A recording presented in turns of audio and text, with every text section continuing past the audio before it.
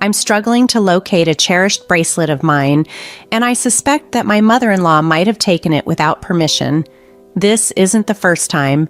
She has a history of borrowing my items without asking. My husband, trying to ease the tension, gently reminds me, "It was a gift from your mother, just try to accept it."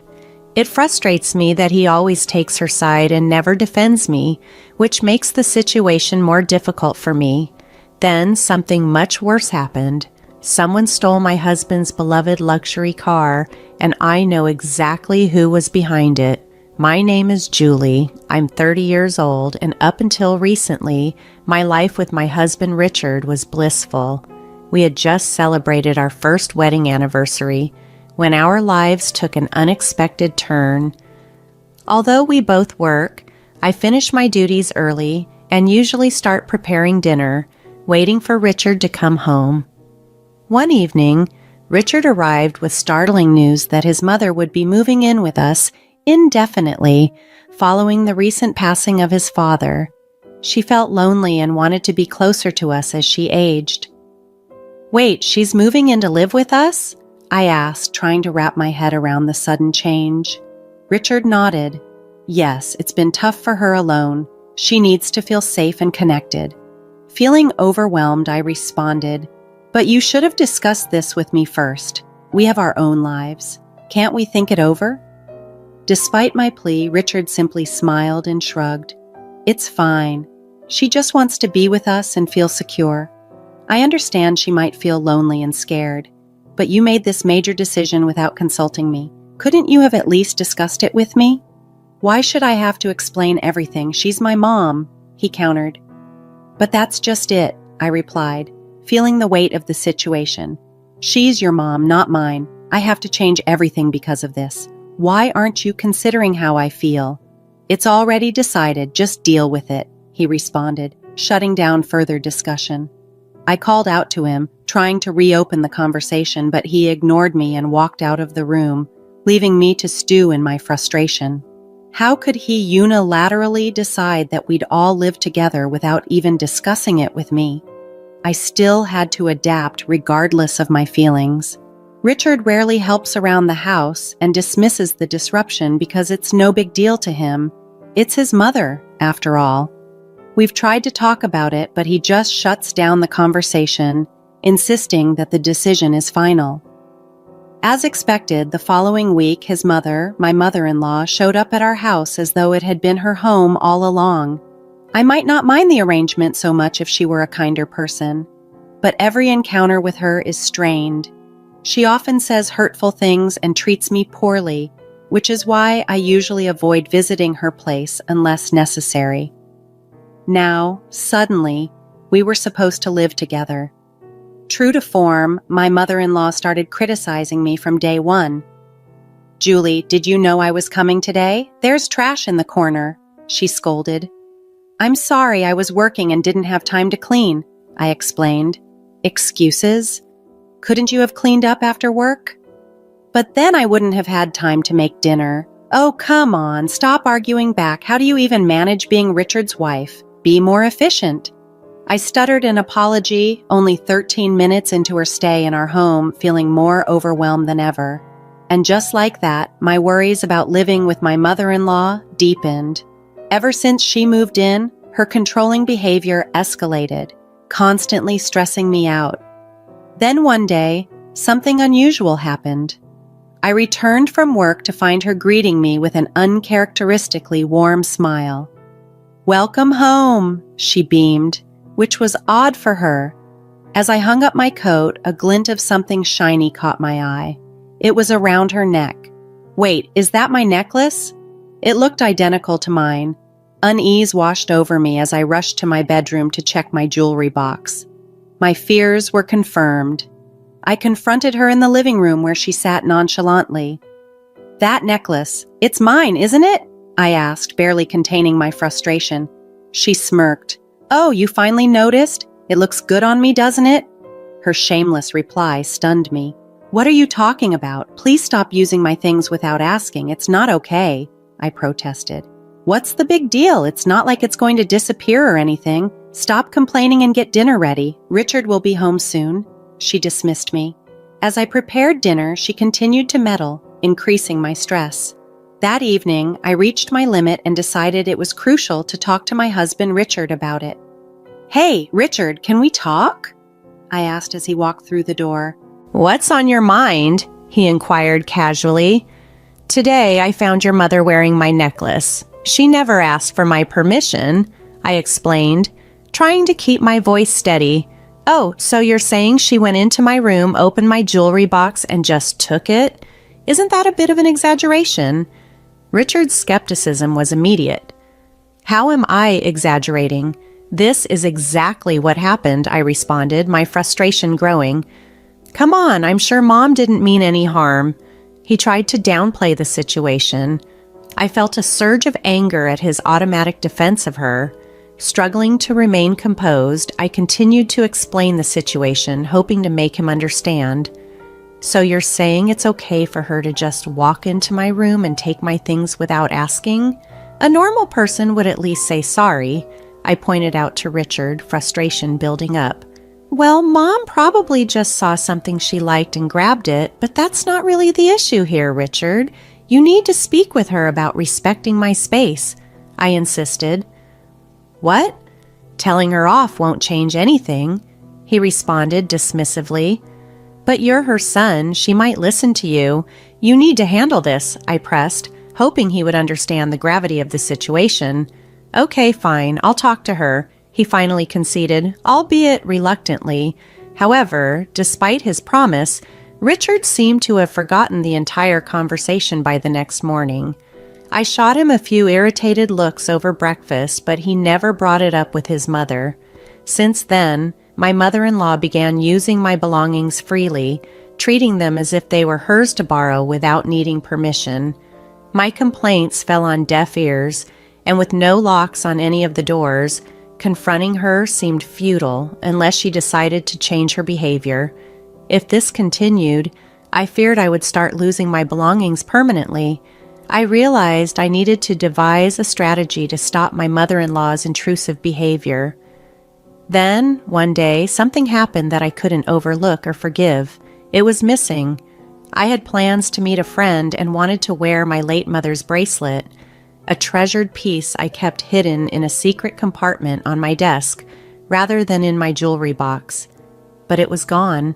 The only person who could have taken it was my mother-in-law. When I confronted her firmly about the missing bracelet, she nonchalantly admitted to taking it. "Oh, that bracelet? I just borrowed it," she said casually.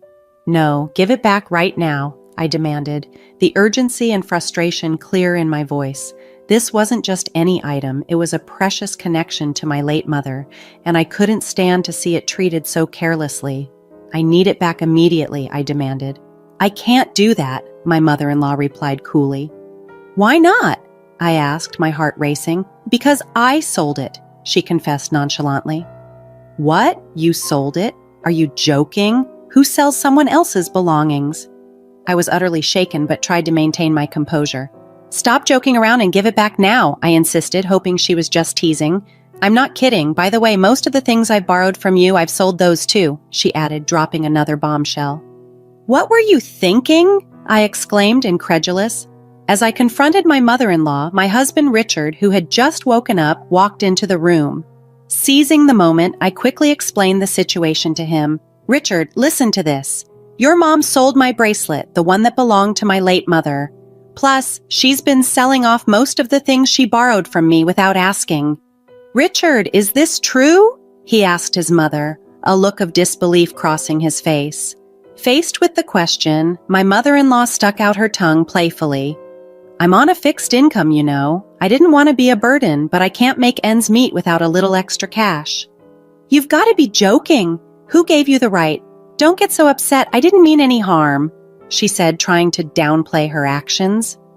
"If you meant no harm, you wouldn't be selling other people's things," I retorted, my patience wearing thin. "That's because—" she started to explain, but I cut her off. "Where did you sell it? Get it back right now," I demanded. Just then, Richard yelled, "Enough is enough."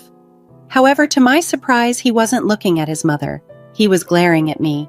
Confused and hurt, I asked, "Why are you yelling at me, Richard? Your mom took my bracelet without asking." "Be quiet. I did it for Mom. Stop complaining," he shot back. "For Mom? Seriously? Why should I give up my precious things for her?" I asked, my voice rising in frustration. "Because it makes Mom happy. She's your mother-in-law. Show some respect and just do as you're told," Richard responded, siding with his mother. I was dumbfounded and deeply hurt. How could my husband not see the unfairness of the situation? How could he expect me to simply comply and sacrifice my precious belongings for his mother's happiness? The whole ordeal was becoming unbearable. I couldn't endure it any longer. Neither his mother stealing from me nor Richard consistently siding with her. I was at my breaking point, driven by escalating anger. "That's it! If you won't take this seriously, then maybe we should just get a divorce," I shouted, my voice thick with emotion. "Stop joking about divorce," Richard retorted, clearly not taking me seriously. "I'm not joking, Richard. I'm dead serious," I replied, my determination clear. "Fine, whatever. I'll get the divorce papers today," he said dismissively. "Fine, if that's what you want, I'm okay with it," I responded, equally resolute. As we argued, I caught a glimpse of a satisfied smirk on his mother's face. It dawned on me that she never liked me. Perhaps her real aim was to drive me away, securing the house for herself and her son. That night, Richard returned home with the divorce papers already filled out. After signing them, I began packing my belongings. I decided to wait for the right moment to leave. The next day, during my work break, I noticed multiple missed calls from my sister Megan, who lived nearby. Concerned, I called her back immediately. "Wait, Megan, is that true?" I asked, alarmed by her news. "It is, no doubt about it. It's not common around here, but it's true. I took a photo, so I'll send it to you. Make sure to check it on your end," she informed me urgently. "Okay, got it," I replied, ending the call.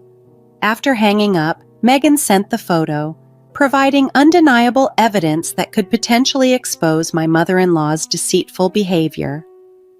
That evening, as I was calmly preparing dinner, Richard rushed into the kitchen, his expression fraught with worry.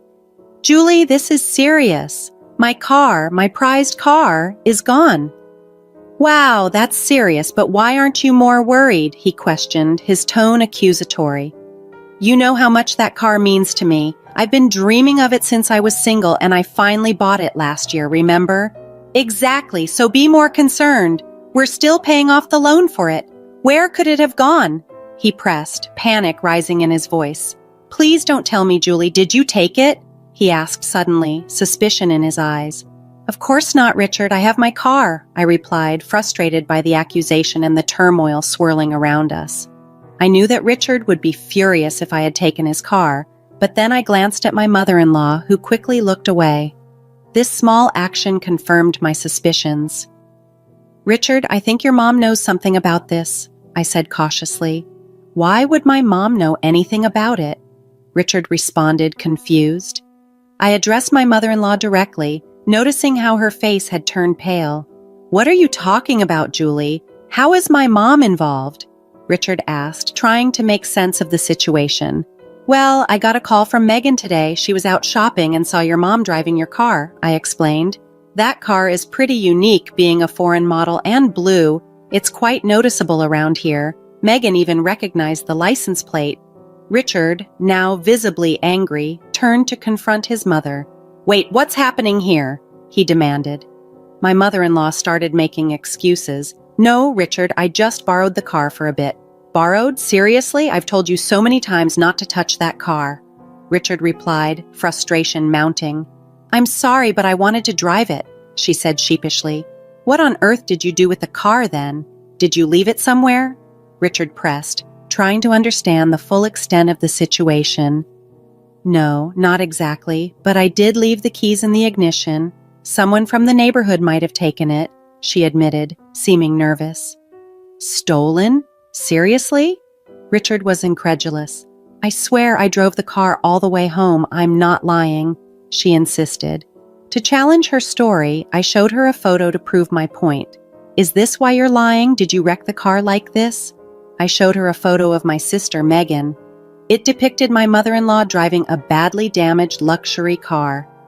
Megan sent this just in case you took Richard's car and wrecked it so badly that you couldn't drive it back, didn't you?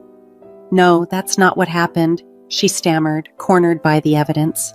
Where's the car now? Richard demanded, his patience wearing thin. As we discussed the mysterious disappearance of the car, Richard's patience rapidly unraveled. And if someone stole it from the neighborhood, wouldn't someone have noticed? He argued. Beside me, Richard trembled with rage, his voice escalating as he confronted his mother with an intense stare. Are you serious? You wrecked my car, and then what? You just give it back now? Calm down, Richard, his mother tried to soothe him. How can I stay calm? You're paying for the repairs, Richard snapped back, but his mother dropped another bombshell. That's impossible. I've already sold the car. Sold it? That's not possible. The car's in my name, Richard exclaimed, disbelief coursing through his words. I found a dealer who said they'd buy any car. They told me I could even sell it on behalf of someone else, so I sold it for $5,500, she confessed nervously. Richard was aghast. The luxury car he had cherished, which could easily fetch hundreds of thousands even in a quick sale, had been sold for a mere fraction of its value. His mother had been duped by some shady dealer who took advantage of her ignorance about the car's true worth. When Richard grasped the full extent of what had happened, his fury knew no bounds. He yelled at his mother like never before. You've got to be kidding me. Do you realize how much that car meant to me? I'm sorry, Richard. I'll give you back the $5,500, so please forgive me, his mother pleaded, her voice laced with regret. $5,500 isn't even close to enough. Get out, Richard commanded, his voice stern and unyielding as he forcibly ushered his mother out and locked the door. Turning to me, his demeanor shifted to one of defeat. I never thought Mom could cause so much trouble. I'm sorry for not supporting you earlier, he admitted. Finally, you understand. Don't worry, now that she's gone, I'm over it. Let's move forward happily together, I responded, trying to find some solace in the resolution. No, we won't, I declared firmly. I want a divorce. Instantly, Richard's face turned pale, and he clung to me, bewildered. Wait a second, I already kicked Mom out. Why divorce now? Don't you understand? His voice was a mix of desperation and confusion, failing to grasp why ejecting his mother from our home hadn't mended the deeper fractures in our relationship. I reached my breaking point, Richard. This divorce decision isn't up for discussion anymore. I'm done trying to repair this relationship. Too many times you've sided with your mom over me, and it's simply not fair. You're being overly harsh, Richard countered, clearly taken aback by my firm resolve. That's ironic coming from you, I shot back. When I needed your support, you did nothing. It's as if you cared more about your mother's comfort than our marriage. My feelings for you have soured just as they have for her. Julie, please calm down and rethink this, Richard implored, his voice laced with desperation. This entire situation stems from your choice to prioritize her over us. Remember that. I'll never forgive you for it. And regarding the car, what happened to it was deserved. You brought this upon yourself, I asserted, my anger palpable. You believe that? Fine. I hope you find the mortgage and car payments overwhelming. You've earned every bit of hardship that comes your way, I declared, cutting through any further excuses he might have had. Leaving him to absorb the weight of my words, I grabbed my bags, already packed and ready. I made my way to City Hall to file for divorce, severing our ties permanently by deleting all his contact information. Later, I confronted my mother-in-law to demand compensation for selling my belongings without consent. She reluctantly agreed, now burdened with her financial obligations to Richard. Richard was left to manage the repercussions alone, bogged down by loans and a lifestyle drastically different from before. No more therapeutic drives, just days filled with regret. I moved to an apartment near my job, embracing the tranquility and independence of a single life. With my newfound financial freedom, life seemed much more serene. Today, on my day off, I might even drive to the beach, basking in the true essence of freedom. I'm fully committed to making the most of this new chapter in my life.